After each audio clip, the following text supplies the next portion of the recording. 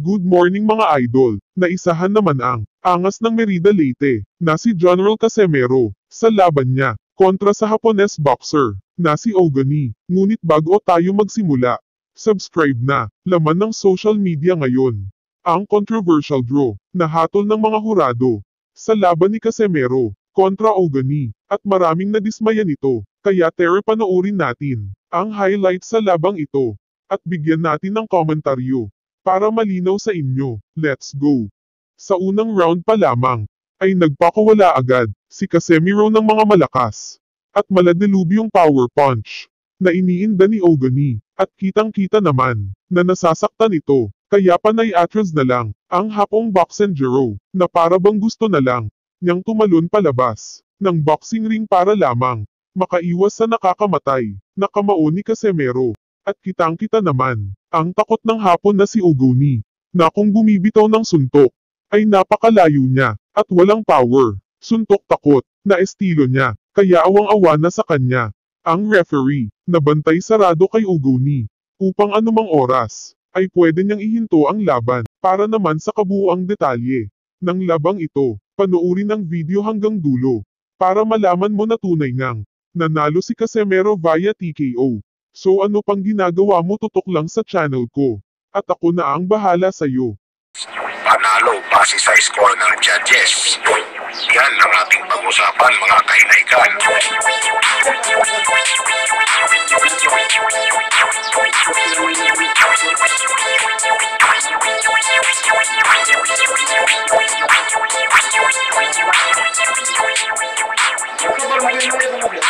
Back to the main topic tayo mga kahinaykan.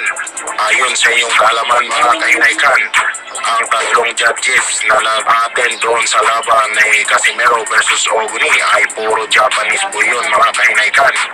At ayon sa nakuha ng ilang balita galing sa tinuturing nila na Bible of the Boxing na The Ring, ang dalawang judges nito ay nagkaroon ng scorecards na 29-28 pabor sa ating kababayan na si General Casimero. At ang isang judges naman is meron din scorecards na 29-28 pabor naman sa kanilang kababayan na si Yukinori Ogoni. Ibig sabihin mga kahinaykan, ang dalawang judges na Japanese ay kumbinsido talaga na si General Casimero ang nanalo. At yun nga, kinoconfirm din ito ng Bible of Boxing na The Ring na si General Casimero po talaga ang nanalo. So ano sa palagay nyo mga kababayan?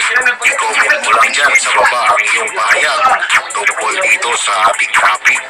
Sa kabilang banda mga kahinaykan, isang Japanese ang nasaktan sa sinabi o umalma sa sinabi ni General Casimero na ang kanyang training, ang kanyang pinapakita na galaw ay half day pa lang sa kanyang training yan. Kumbaga, hindi pa siya full time.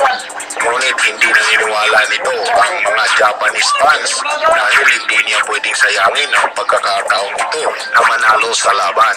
At dahil doon sa pinapakita ni Cuado Alas na performance, huwag naman daw sana gamiting alibay at half day lang sa training. Saliti rin naman tayo mga kahinaykan. Napakaaga talaga ang kanyang paghinto sa laban kasi maraming fans ang nag-iiyak. Bakit bigla na lang itong ipinabigil? At pwede naman sana itong i-extend pa at tanungin ang mismong Hapon kung kaya pa bang lumaban. Pero hindi na po ginawa ng referee mga kahinaykan. Diniretso po niya itong ito at nag-declare ng technical draw. Para sa akin mga kahinaykan, kung umabot lang sa round 6 ang laban, kumbaga doon sa round 4 na extend pa ng 2 rounds para ma-declare talaga kung kaya pang lumaban. Baka kasi nag-aalala yung referee na mahinaykan lang yung Cuado Alas. Ako na si Yukinori Ogoni, si malamang sa malamang mukhang may knock-out talaga dito sa laban nito mga kahinaykan. Dahil kung hitbat lang ang pag-uusapan, marami na po tayong nakikita dyan na naglalaban. Pero hindi naman nung pagkahitbat is tinigil agad ng referee ang laban. Kumbaga, tinitingnan mo na kung kaya ba o hindi. Meron pang iba ang lalaki ng sugat pero umabot pa rin hanggang kasukdulan ng Rams. At isa pang kontrobersyal dito mga kainaigan, yung pagbagsak ni Ugoni na hindi man lang nabilangan.